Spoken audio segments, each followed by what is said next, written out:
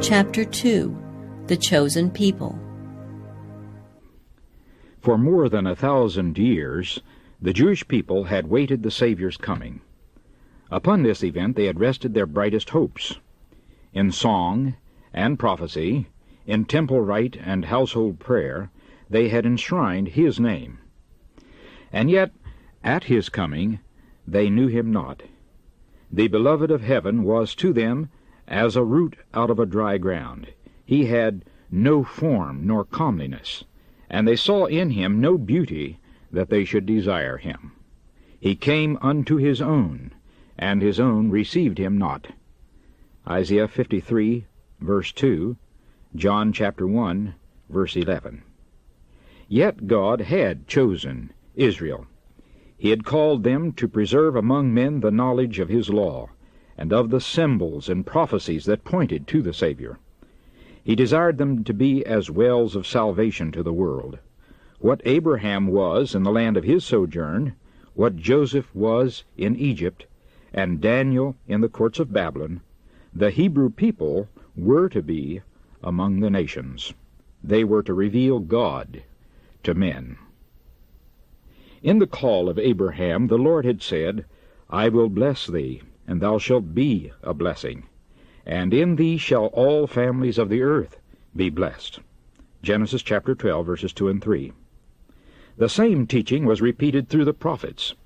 Even after Israel had been wasted by war and captivity, the promise was theirs, the remnant of Jacob shall be in the midst of many people as a dew from the Lord, as the showers upon the grass, that tarried not for man, nor waited for the sons of men. Micah chapter 5, verse 7.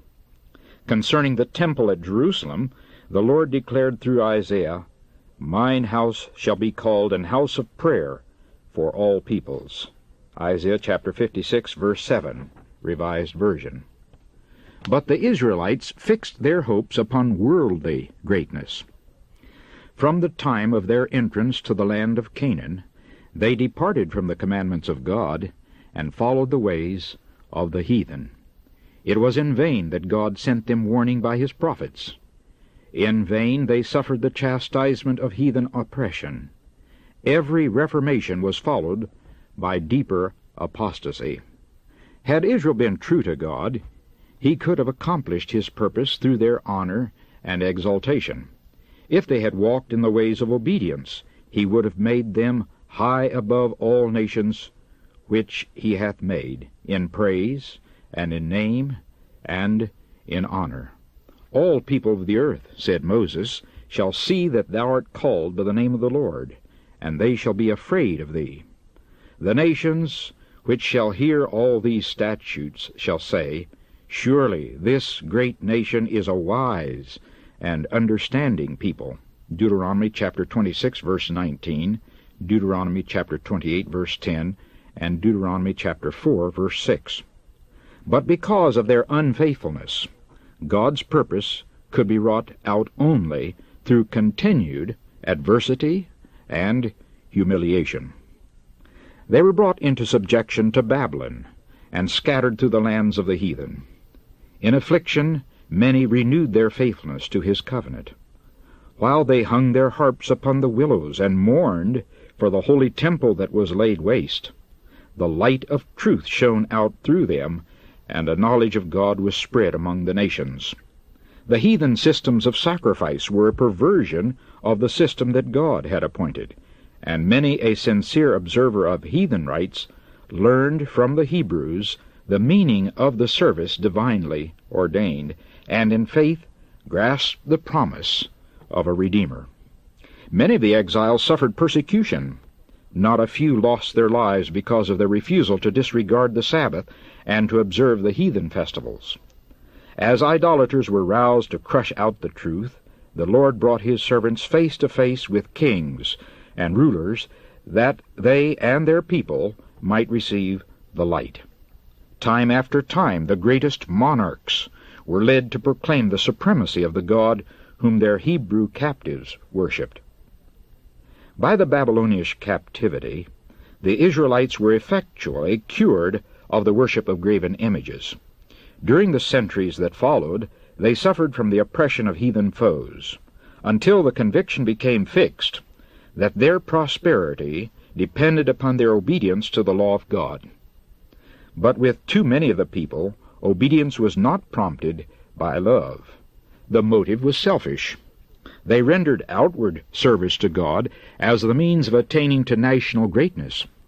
They did not become the light of the world, but shut themselves away from the world in order to escape temptation to idolatry. In the instruction given through Moses, God had placed restrictions upon their association with idolaters, but this teaching had been misinterpreted. It was intended to prevent them from conforming to the practices of the heathen, but it was used to build up a wall of separation between Israel and all other nations. The Jews looked upon Jerusalem as their heaven, and they were actually jealous lest the Lord should show mercy to the Gentiles. After the return from Babylon, much attention was given to religious instruction. All over the country, synagogues were erected, where the law was expounded by the priests and scribes, and schools were established, which, together with the arts and sciences, professed to teach the principles of righteousness. But these agencies became corrupted. During the captivity, many of the people had received heathen ideas and customs, and these were brought into their religious service. In many things they conformed to the practices of idolaters. As they departed from God, the Jews in a great degree lost sight of the teaching of the ritual service. That service had been instituted by Christ himself.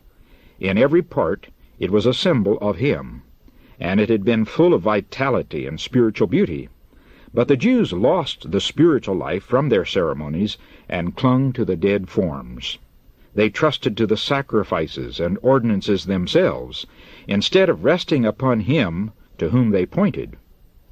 In order to supply the place of that which they had lost, the priests and rabbis multiplied requirements of their own, and the more rigid they grew, the less of the love of God was manifested.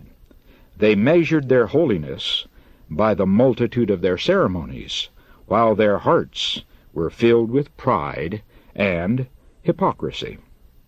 With all their minute and burdensome injunctions, it was an impossibility to keep the law. Those who desired to serve God and who tried to observe the rabbinical precepts toiled under a heavy burden. They could find no rest from the accusings of a troubled conscience.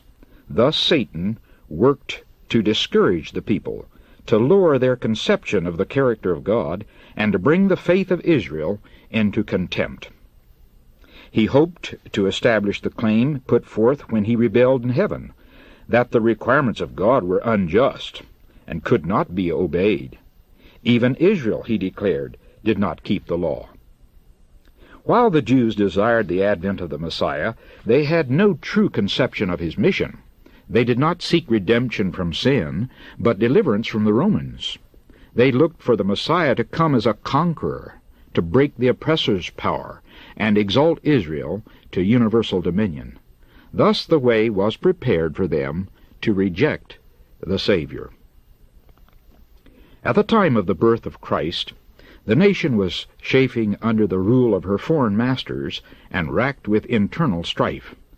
The Jews had been permitted to maintain the form of a separate government, but nothing could disguise the fact that they were under the Roman yoke, or reconcile them to the restriction of their power. The Romans claimed the right of appointing and removing the high priest, and the office was often secured by fraud, bribery, and even murder. Thus the priesthood became more and more corrupt.